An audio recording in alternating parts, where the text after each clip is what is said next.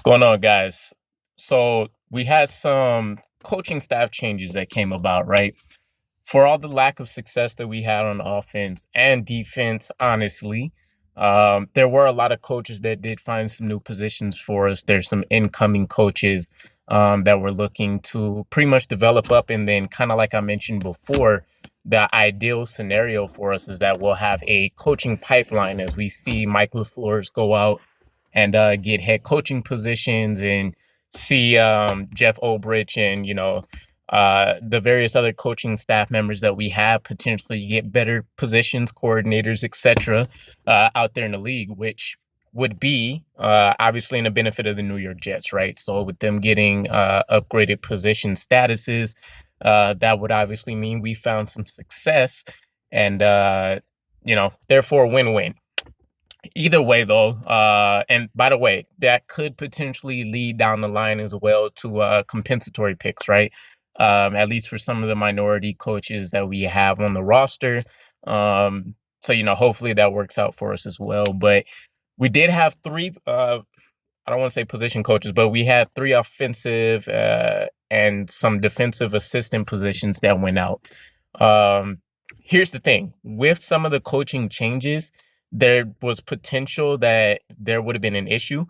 One of the coaches that we did bring in fact, is going to potentially change up not what the offense looks like, but maybe the mentality that we've had when it comes to certain down and distance situations, right? But let's go ahead and dive into it. So we had assistant defensive line coach Nate Ollie leave. He ended up getting a defensive line coaching position with the Colts. We have the game management coach Matt Burke. That would have been the big one, right? That's the data analytics guy that kind of did a lot of the game planning around scripting purposes, and then beyond that, kind of what we're going to do when we're in those situations when it's fourth down.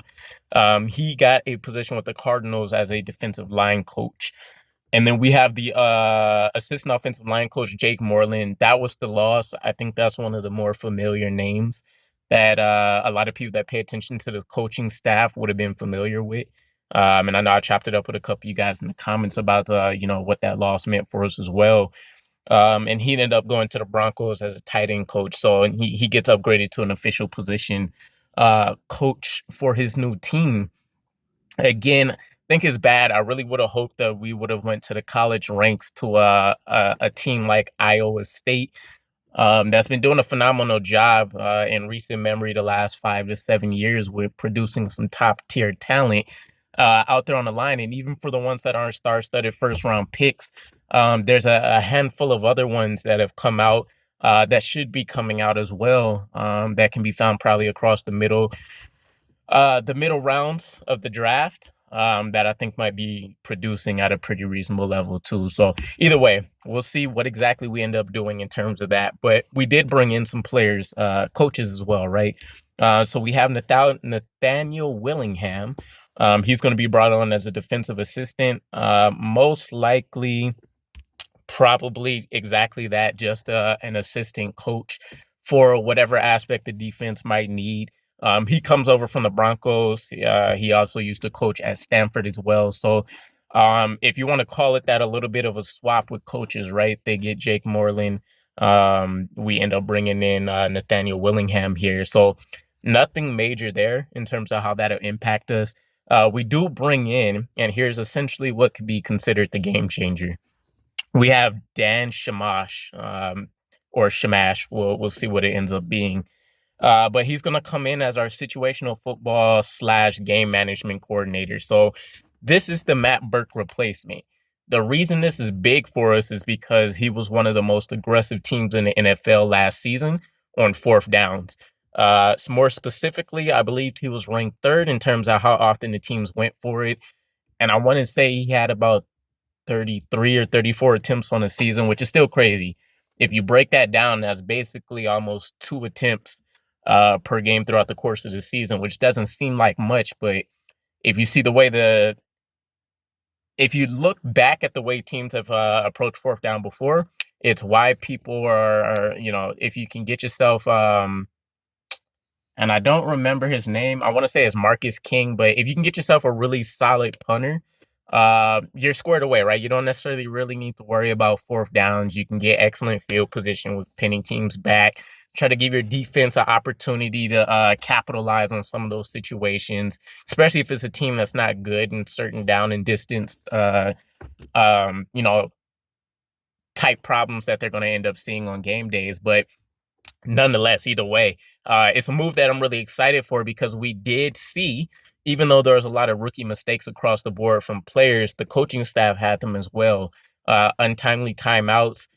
We had the huge issue with the Buccaneers game where the message or the understanding of what the play was going to happen between Wilson and Berrios, um, it wasn't called correctly, at least according to the stories that we've heard. And so at least when it comes to these kind of situations, I think we'll probably see some improvements, right? Not to say that Matt Burke did a bad job in any way, but I like the fact that we've continued this aggressive approach and getting a player that, or getting a coach, excuse me, that should really kind of help accentuate that even further as we bring in some more fresh talent and some players, hopefully with some game breaking abilities, either speed wise, strength, whatever that may look like. So I'm definitely looking for a more creative offense when it does come to fourth downs for us. If we don't bring Berrios back, it's probably unlikely we see as many, wildcat type positions and, situations like that, but who knows?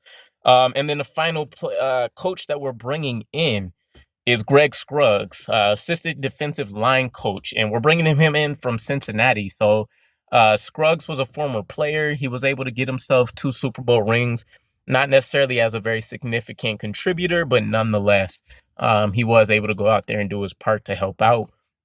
He's replacing Nate Ollie, who left for the Colts job. So it's important to me on a few different levels, right? We have another player coach connection there, somebody that should be able to build those bonds with the team pretty easily. 2, he has the Super Bowl pedigree. Again, I don't know how much he'll play into that, considering it's not like he was necessarily a starter or doing anything significant in terms of role play or anything like that. Not to shoot down on him for those 2 rings that he has. But still, there were contributions there, even if you think about the practice squad players, anything like that. People are running scout team reps, things like that. So there's a role for everybody. That's number 2. 3, I love the Cincinnati team. This is one of and I'm not a big person that pays attention to college, maybe the last 2-3 years.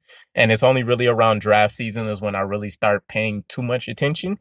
But Cincinnati's a team I've fallen in love with just through the storylines, through understanding how the team actually developed over about the last 4 years with Desmond Ridder at the helm and who they brought in, certain players that they brought out. That is one of the programs that you can absolutely say got developed.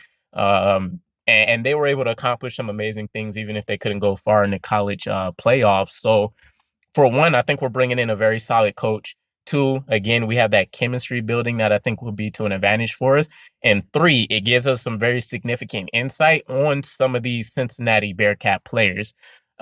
Chief among them is going to be Ahmad Sauce Gardner, right? We get a little bit more intel into maybe what his study and work habits were like, how he interacted with his team members, how he led the team, some of those intangible things that we're not necessarily going to see on tape. And then there's a plethora of other players on there that's going to be really good. Brian Cook, who might be able to come in and play safety that we can pick up in the middle rounds. There's also still, I don't know why I'm drawing a blank on the name, but his partner in crime at the other cornerback position. Yeah, I'm sure it'll come back to me at some point, but you guys know who I'm talking about. There's a really good linebacker in there that I like as well. So, I mean, there's a number of players. I think that team and that success that they built is going to transfer over to a lot of those rookies right away. So having that behind the scenes in-depth look, I think coming directly from him, we'll see if we pick any of the Bearcats, but I would say it's probably going to be because, he's put a fair amount of, let's say, skin in the game when it comes to bringing them on the team. So either way, I'm excited.